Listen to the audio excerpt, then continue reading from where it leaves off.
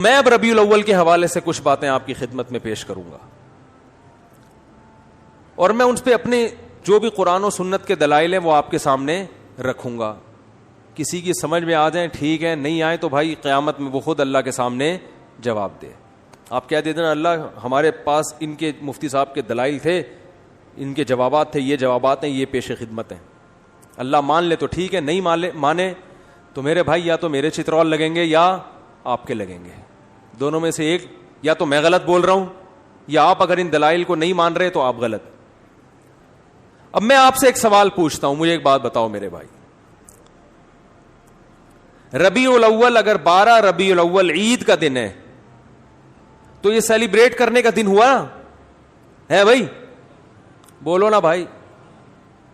جیسے کہ لوگ کرتے ہیں، مبارکبادیں دیتے ہیں. ہم یہ دیکھتے ہیں، پہلی دلیل، صحابہ کرام میں ایک موضوع من گھڑت روایت بھی نہیں ملتی کہ 12 ربیع الاول یا نبی کی پیدائش کے دن کو کسی صحابی نے سیلیبریٹ کیا ہو. آپ کہہ سکتے ہیں کہ 14 اگست کو بھی تو ہم سیلیبریٹ کرتے ہیں. یاد رکھو 14 اگست کا مذہب سے براہ راست تعلق، بولو، نہیں ہے.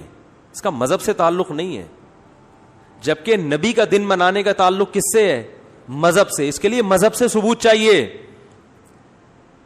اور بھائی آپ ہر سال 1 جنوری کو اپنی بیگم کے ساتھ ٹور پہ نکلتے ہو، گھومتے ہو، کھاتے ہو، پیتے ہو. آپ کہتے ہو یار ہماری شادی ہوئی تھی تو بیگم آج وہ دن دوبارہ آ گیا قسمت سے، چلو تھوڑا سا انجوائے کرتے ہیں. لوگ سالگرہ مناتے ہیں نا بیگم کے ساتھ، اس کو بدعت تھوڑی کہا جائے گا. وہ بھائی اس کا مذہب سے کیا تعلق ہے؟ وہ آپ کی نجی زندگی. آپ 1 جنوری کو مناؤ، 10 کو مناؤ، 5 کو مناؤ، 6 کو مناؤ، نہیں مناؤ. آپ کا دل چاہ رہا ہے کہ مناؤ تو مناؤ، نہیں دل چاہ رہا تو طلاق ڈے مناؤ. آپ ہمیں کیا ہے، ٹھیک ہے نا، جو مرضی ڈے مناؤ آپ، جو آپ کی نجی زندگی ہے.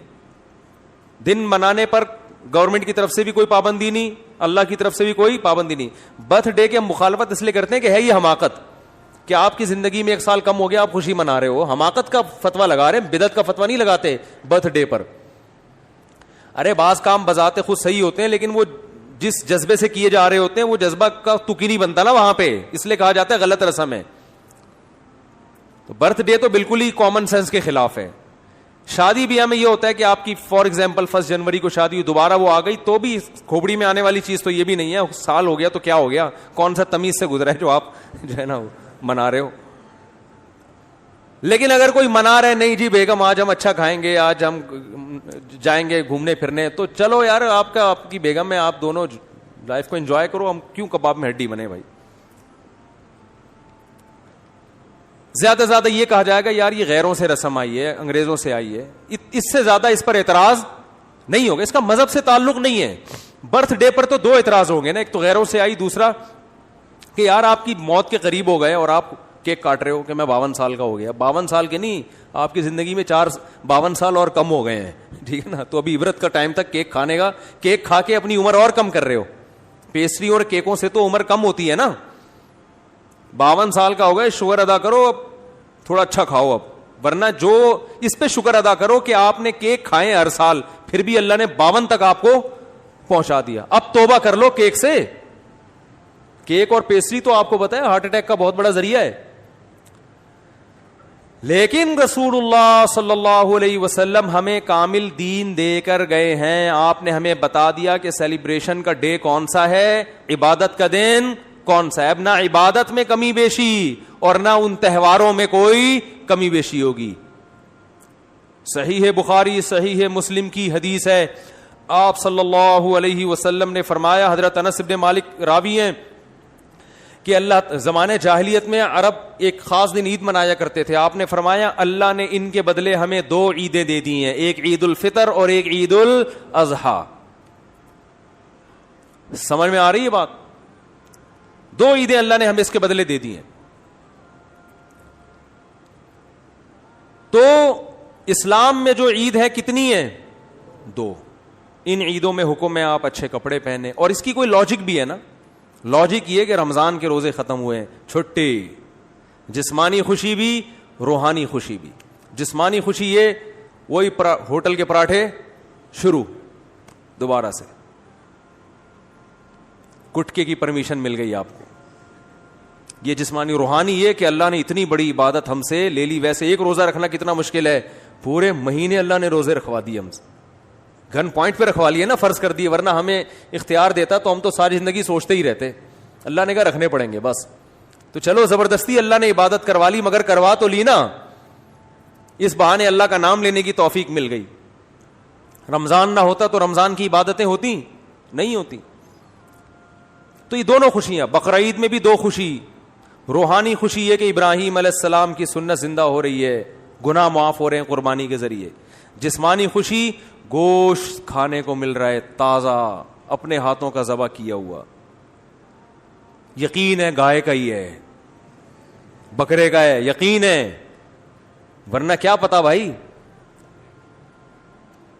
کیا کیا لوگ ہوٹلوں میں کھاتے ہیں کھلاتے ہیں. تو وافر مقدار میں گوشت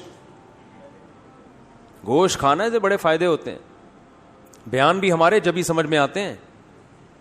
لوگ جو اعتراض کرتے ہیں نا مجھ سے, یہ کیا بیٹھ کے باتیں کر رہے ہوتے ہیں شادیوں کی, بھائی آپ جب سبزی کھاؤ گے تو نہیں سمجھ میں آئیں گی یہ باتیں. سبزی کھانے والے کی سمجھ میں, ہندو بہت زیادہ اعتراض کرتے ہیں اسلام کے 4 شادیوں پر, بھائی جب سبزی کھاؤ گے تو کہاں سے سمجھ میں آئیں گی یہ باتیں, گوشت کھاؤ. تو خیر دونوں دو اللہ نے عیدیں دی. اب مجھے ایک بات بتاؤ کہ ہم دیکھتے ہیں کہ رسول اللہ صلی اللہ علیہ وسلم کے دور میں ربیع الاول درجنوں دفعہ آیا. آپ صلی اللہ علیہ وسلم کے دنیا سے جانے کے بعد کا ٹائم بھی اگر ملایا جائے اور آپ کا ٹائم ملایا جائے تو درجنوں بار آیا ہے. یعنی کوئی ایک ضعیف سے ضعیف روایت بھی نہیں ملتی کہ اس مہینے کو صحابہ کرام نے دوسروں مہینوں سے کوئی الگ حیثیت دی ہو, کہیں بھی نہیں ملتا. حتیٰ کہ رسول اللہ صلی اللہ علیہ وسلم کی جو تاریخ ولادت ہے وہ بھی 12 بنتی نہیں ہے کسی حساب سے. فلکیات کی روح سے اگر آپ کیلکولیشن کریں نا بیٹھ کے, تو نہ تاریخ وفات 12 ربیع الاول بنتی ہے اور نہ تاریخ ولادت. دیکھو اسلامی تہوار جو ہوتے ہیں نا, بلکہ دنیا میں کسی بھی مذہب کے جو تہوار ہوتے ہیں ان کی ڈیٹ میں کسی کا اختلاف نہیں ہوتا, کیونکہ وہ ایسی چیز ہے جو تمام اہل مذاہب کو جوڑ دیتی ہے. جیسے ہندو جو ہولی مناتے ہیں, جہاں بھی دنیا میں ہندو پایا جائے گا ایک ہی دن پہ منائے گا وہ ہولی. عیسائی کرسمس مناتے ہیں پوری دنیا کے کس دن, 25 کو. تہواروں میں اختلاف کسی مذہب میں نہیں ہوتا. مسلمان عید الفطر مناتے ہیں 1 شوال کو. کسی بھی مسلک کا مسلمان ہوگا شوال کی پہلی تاریخ, کیا دیوبندی, کیا بریلوی, کیا اہل حدیث, کیا شیعہ, کیا سنی, کیا حتیٰ کہ جو یعنی جن کی صرف اسلام کی طرف اپنی نسبت کرتے ہیں وہ لوگ, چاہے اسلام سے ان کا تعلق ہو نہ ہو, عید تہوار 1 شوال وہ الگ بات ہے. 1 شوال میں فرق آتا ہے کہ ہمارے یہاں 1 شوال ایک دن پہلے تو وہاں ایک دن بعد, لیکن ہے 1 شوال. اور بقرعید 10 ذی الحج, ان میں کہیں اختلاف نہیں ہوتا. اگر 12 ربیع الاول تہوار ہے مسلمانوں کا تو اس کی تعیین میں اس قدر اختلاف ہے کہ آپ اگر کتابیں اٹھا کے دیکھو گے صحیح حدیث تو ایک بھی نہیں ملے گی, ایک بھی نہیں ملے گی. حتیٰ کہ احمد رضا خان بریلوی انہوں نے اپنی کتاب میں پورا ایک رسالہ لکھا ہے کہ نبی کی صحیح ولادت کی تاریخ کیا ہے, اس میں 8 ربیع الاول ثابت کیا انہوں نے. وہ کتاب کا حوالہ بھی میں نے دیا تھا.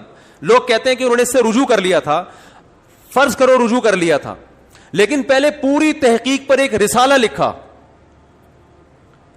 اور رسالہ لکھ کے ثابت کیا کہ کون سی تاریخ ہے 8. یہ میرا کلپ یوٹیوب پہ موجود ہے.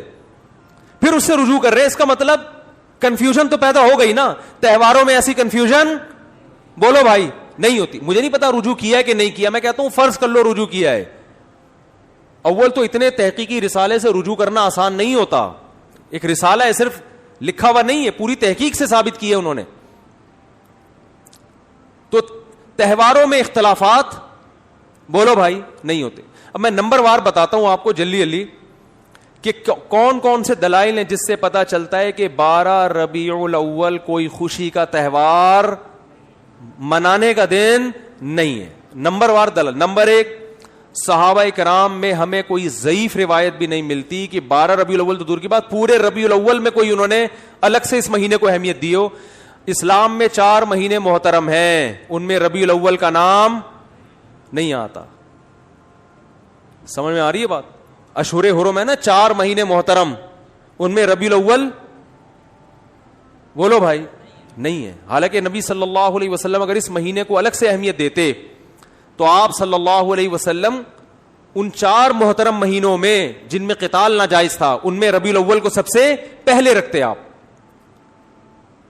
یہ دوسری دلیل مستقل ہو گئی ہے کہ اسلام میں جب 4 مہینوں کو محترم قرار دیا گیا تو اس میں ربیع الاول کا بولو نا نہیں ہے.